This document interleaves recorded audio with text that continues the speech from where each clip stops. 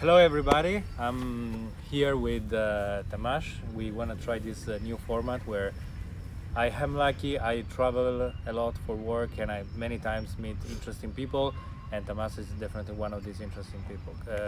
Tamaz is the founder of Raisin, and I will leave 1 minute to him to tell us what Raisin is.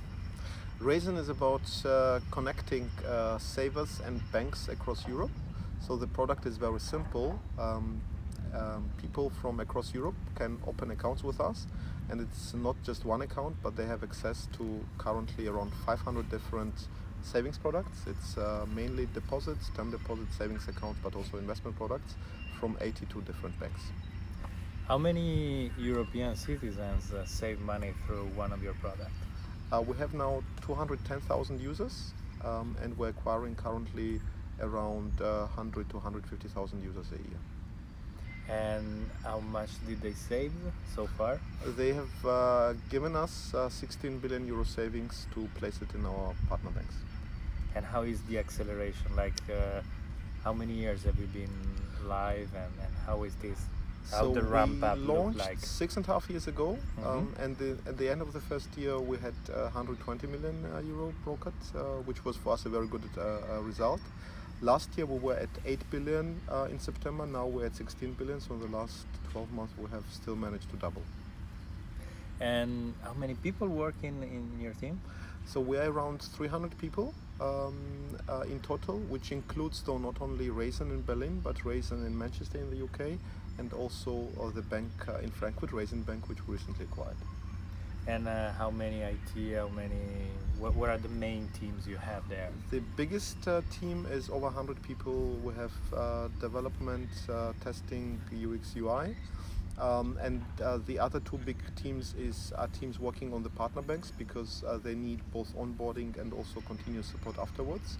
And the marketing team are around 15 to 20 people. And the big question we always get in the startup world: how much money did you raise so far?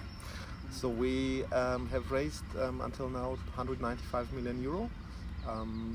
It's 125 million we raised only this year, and the main investors are VCs like Index Ventures, Ribbit, Thrive Capital, and we have two corporates, which are PayPal and Goldman Sachs.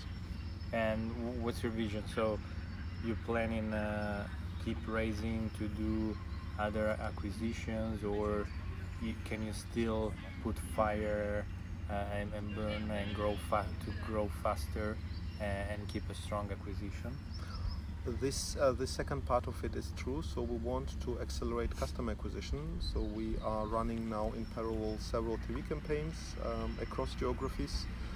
We are expanding our partnerships with banks and insurers, because our product is available directly through us, but also through third parties like Yolt, like Commerzbank, like Moniz and 26, so that we are putting a lot of effort into expanding those open banking partnerships. The last thing is we've done 3 acquisitions in the last 2 years, and we're open to new ones, but this always means that we want to speed up our implementation and acquire a good team. What's your main objective now at the moment? Probably looking, I don't know if you look 3 months ahead, 6 or 1 year. What are you focusing on the most? So with all marketplaces, you have to build up supply and demand on the platform in parallel. The speed with which we're building supply and demand is increasing, so that if we have managed last year to absorb 8 billion, the next year we want to absorb 20 billion in addition.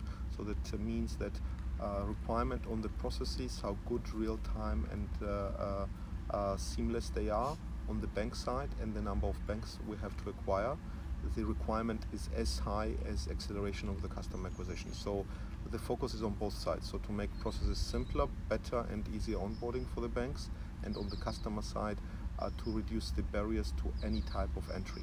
One example, when we launched we had 10,000 euro minimum deposit. Now with many banks we have either 1 euro or 200 euro minimum deposit, so that the barrier to the entry there is decreasing also very fast.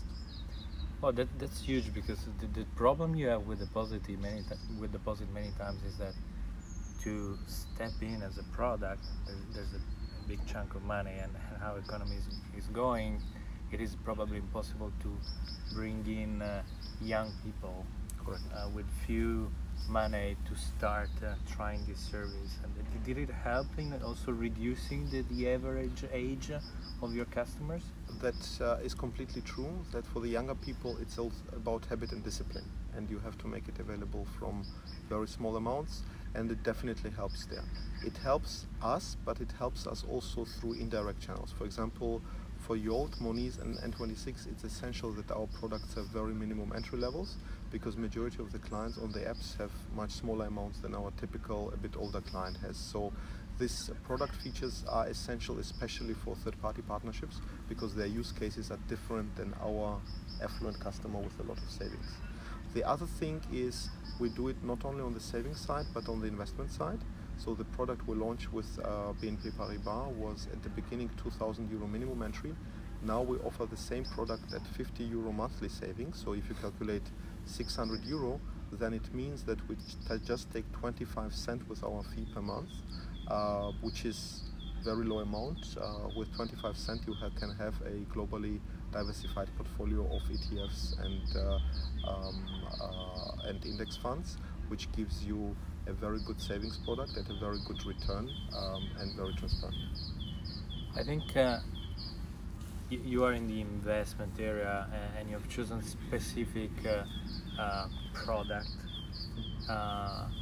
really simple, standard. So what's your take on the different investment product? Where do you think there's the real value? I think probably is in the low fee index standard.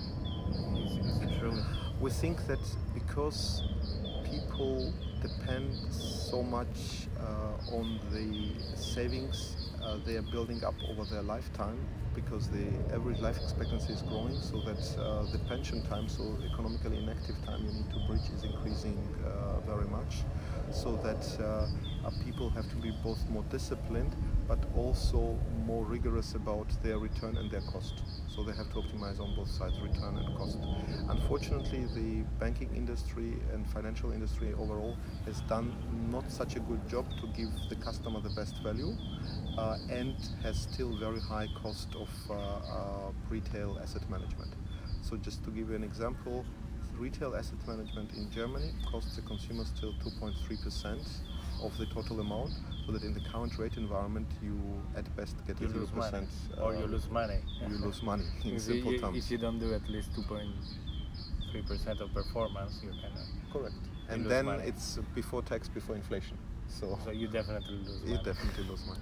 So that this has to change, and I think we are there part of the movement to make the product first more accessible, because of course with a large family office or with a large wealth you get better conditions than the average retail investor.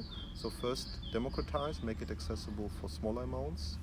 Second, decrease costs constantly, so be rigorous on cost decrease, because the price points where we start are not the final price points. We're decreasing our cost of service both to banks and to the consumers, so that I think this is our objective, to make savings and investments more accessible and more meaningful for population. And it looks like it's working.